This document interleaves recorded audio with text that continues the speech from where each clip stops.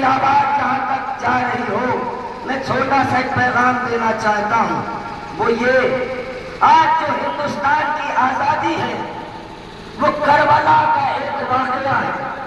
اگر کربلا کا واقعہ نہ ہوتا تو یہ ہندوستان انگریزوں کے چنگل سے آزاد نہ ہوتا۔ کا وہ کیسے؟ کا وہ یوں ہے، کربلا کا واقعہ پہلے ہوا، بعد میں ہندوستان آزاد ہوا۔ یہاں کے راشٹر پتا گاندھی جی نے کربلا کے واقعے کو پڑھا اور اس میں یہ صاف صاف لکھا ہوا تھا، محمد صاحب کے نواسے نے 72 آدمیوں کے ساتھ اسلام کو بھی جیت لیا، انسانیت کو بھی آزاد کر دیا۔ تو میں بھی گاندھی ہو کر اگر ہندوستان کو آزاد کرانا چاہتا ہوں تو میرے ساتھ کروڑوں نہ ہو، وہی 72 جیسے حسینی آ جائے۔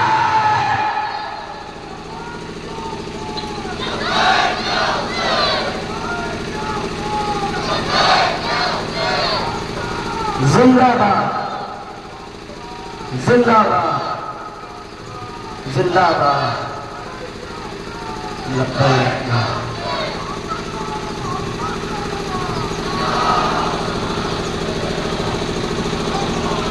یہ ہندوستان کی آزادی، حسین کا واقعہ، آج ہم اس بھارت دیش میں بڑے سکون اور اطمینان کے ساتھ اپنی زندگی گزارتے ہیں، اور میں یہاں کی ہندوستان کی حکومت کا بھی شکریہ ادا کرتا ہوں، اس لیے کہ اگر تم حسین کے راستے میں آؤ گے ہم تمہیں سلام کے لائق بھی نہیں سمجھیں گے، اس لیے کہ حسین ان بادشاہ کا نام ہے جو لشکروں میں نہیں بتا ہے، جو مذہبوں میں نہیں بتا ہے۔ حسین جتنا مسلمانوں کا ہے اتنا ہی ہندوؤں کا ہے۔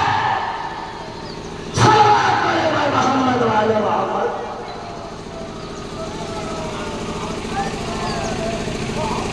نہ تو حسین لشکر میں بٹا ہے، نہ تو حسین مذہب میں بٹا ہے، حسین مانوتا کا نام ہے۔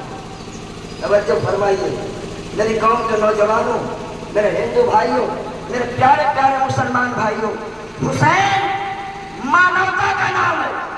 اب جیسے جو مان لے، ہائے ہائے ہائے، اب جو جیسے مان لے، اگر دل سے مانو گے تو حر کہلاؤ گے، اگر نفرت سے مانو گے حرملا کہلاؤ گے۔ لہذا حسین مانوتا کا نام ہے۔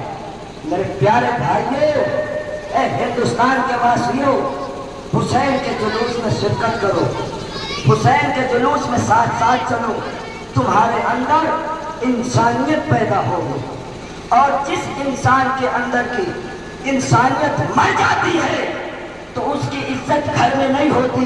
اگر تم عزت چاہتے ہو گھر کے اندر، سماج کے اندر، گاؤں کے اندر، قصبے کے اندر، تو کہیں اور نہ جاؤ، حسین صاحب کے جلوس میں آ جاؤ۔ حسین نے تو چھوٹے لوگوں کو اتنا بڑا بنا دیا کہ علیہ السلام ہو گیا۔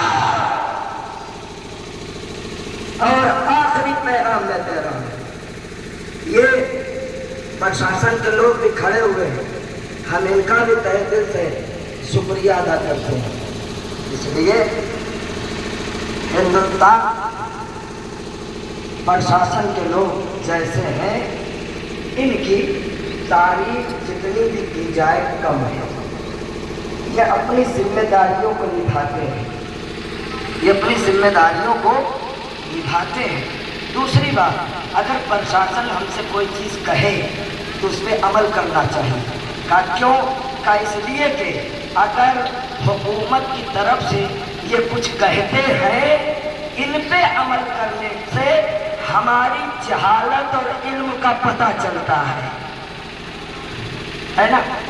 کیونکہ یہ جب پلٹ کے جب کہ وہاں کیسا پایا تو یہ یہی کہیں گے بڑے جاہل لوگ تھے، بڑے جاہل لوگ تھے۔ اب تک تمہاری جاہلیت کو اگر یہ ثابت کر دیں گے تب ان کے ذہن میں یہی آئے گا، یہ جس کا جلوس لے کر جا رہے تھے اتنا بڑا عالم تھا، اتنا بڑا عالم تھا، اتنا بڑا عالم تھا، ان کے ماننے والے اتنے بڑے جاہل ہیں۔ تو یہ ہم سڑک پہ نکل کر یہ بتا دیں، نہ حسین جاہل ہے نہ حسین کے ماننے والے कदर व कीमत आप समझा करें। आखिर में एक पैगाम है, ये है, इस जुलूस में आप अलम देख रहे हैं ना, जुलूस के साथ साथ अलम है। हर मुल्क का एक निशान होता है कि नहीं होता? हर मुल्क का एक निशान है। हिंदुस्तान का निशान तिरंगा है। ये हिंदुस्तान का निशान तिरंगा है। अगर हम इस तिरंगे की अजमत को नहीं समझेंगे तो हम सच्चे हिंदुस्तानी नहीं हैं। मैं कुछ कहने की कोशिश कर रहा हूँ। इस तिरंगे की अजमत को नहीं समझेंगे, अगर इसका अदब नहीं करेंगे तो हम हिंदुस्तान में तो रहें मगर हम बागी कहलाएंगे, क्योंकि हम बागी कहलाएंगे। इसी तरीके से इस्लाम का एक निशान है जिसे अलम कहते हैं। तुम लाख दायरे मुसलमान में हो, अगर इसका एहतराम नहीं करते हो तो इंसान नहीं हो, बागी हो।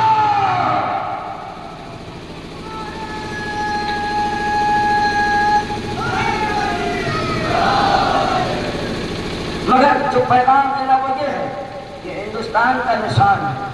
26 जनवरी 15 अगस्त को हम बड़ी शान और शौकत के साथ इसे लहराते हैं और अपने सर को झुकाकर खड़े हो जाते हैं ताकि दुनिया ये जान जाए हम जितना अपने देश से प्यार करते हैं उतना इस निशाने